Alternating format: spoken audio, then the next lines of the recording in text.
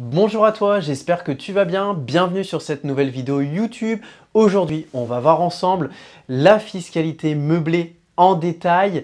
Je te souhaite un très bon visionnage.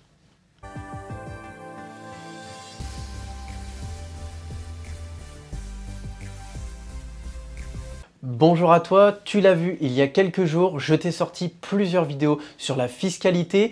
On a étudié dans cette vidéo l'intérêt d'investir en nom propre et l'intérêt d'investir en société.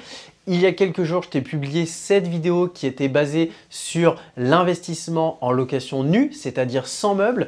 Et aujourd'hui, je te propose de voir en détail la fiscalité meublée pour que tu puisses savoir à quoi t'attendre et savoir aujourd'hui si ça correspond à ce que tu recherches. Alors, au niveau de la fiscalité du meublé, c'est exactement comme la fiscalité nue. Elle se décompose en deux parties, c'est-à-dire un régime forfaitaire et un régime réel. Alors, commençons par le régime forfaitaire.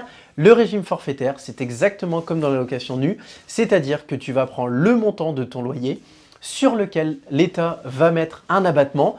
Contrairement à la location nue, cette fois-ci, ce n'est pas 30%, mais 50%. C'est-à-dire que sur 500 € de loyer, par exemple, le gouvernement français va venir t'imposer sur la moitié, soit 250 €. Et sur ces 250 €, tu payeras l'équivalent de ta tranche d'imposition et l'équivalent de la CSG qui aujourd'hui est de 17,2%. C'est-à-dire que, reprenons le même cas que dans la location nue, quelqu'un qui est à 30% d'imposition viendra payer 47 centimes par tranche de 1 € sur ces 250 €. Tu peux donc faire 250 fois 0,472 et tu retrouves à peu près le montant d'impôt que représente cet investissement.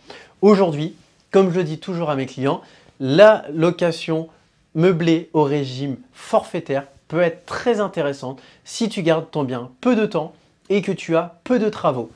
À l'inverse, il est intéressant pour toi de partir dans la fiscalité au régime réel si c'est un bien dans lequel tu as beaucoup de travaux et que tu garderas un petit peu plus de temps, c'est-à-dire aujourd'hui je conseille toujours entre 4 et 8 ans sur ce type de projet et tu seras dans un système où là l'avantage c'est que comme au régime réel dans la fiscalité du nu, tu vas venir déduire tout un tas de charges, mais le gros avantage c'est que tu vas aussi pouvoir déduire l'amortissement de ton bien immobilier, c'est-à-dire qu'aujourd'hui l'État part du principe que le bien immobilier que tu utilises s'use dans le temps et donc tous les ans il va venir déduire un pourcentage du montant, une fraction du montant de ton bien immobilier.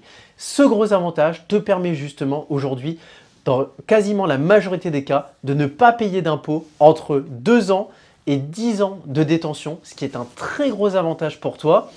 Mais aujourd'hui, la contrepartie, c'est qu'il faut quand même qu'il y ait un certain nombre de travaux. Et c'est pour ça que je te dis qu'il faut vraiment étudier les deux entre le régime forfaitaire et le régime réel. Deuxième chose à savoir aussi dans le régime réel, tu auras l'obligation, contrairement au régime forfaitaire, de tenir une comptabilité. Ce qui fait qu'en tenant cette comptabilité, tu devras payer un expert comptable qui te coûtera aujourd'hui à peu près par lot mis en location entre 450 et 650 € par an selon le comptable que tu choisiras.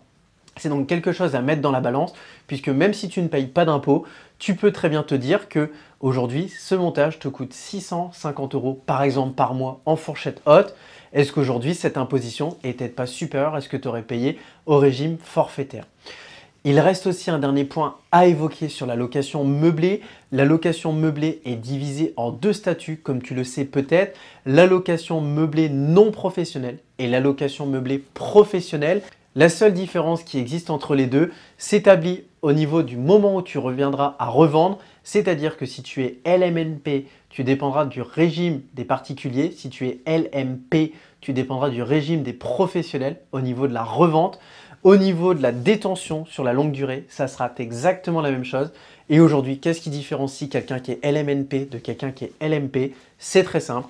Quelqu'un qui n'est plus LMNP, c'est quelqu'un qui réalise soit plus de 23 000 € de loyer si les revenus du salaire sont inférieurs à ce montant, soit qui réalise des loyers supérieurs au montant de son salaire si le salaire est supérieur à 23 000 €. Je m'explique, tu gagnes par exemple 40 000 € par an, tu peux faire jusqu'à 40 000 € de loyer.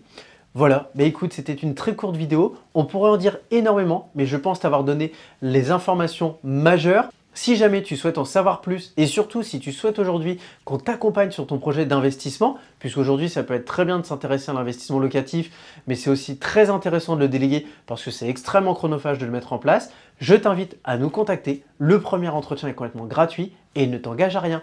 En attendant, je te souhaite de très bons investissements et je te dis à très bientôt. Ciao!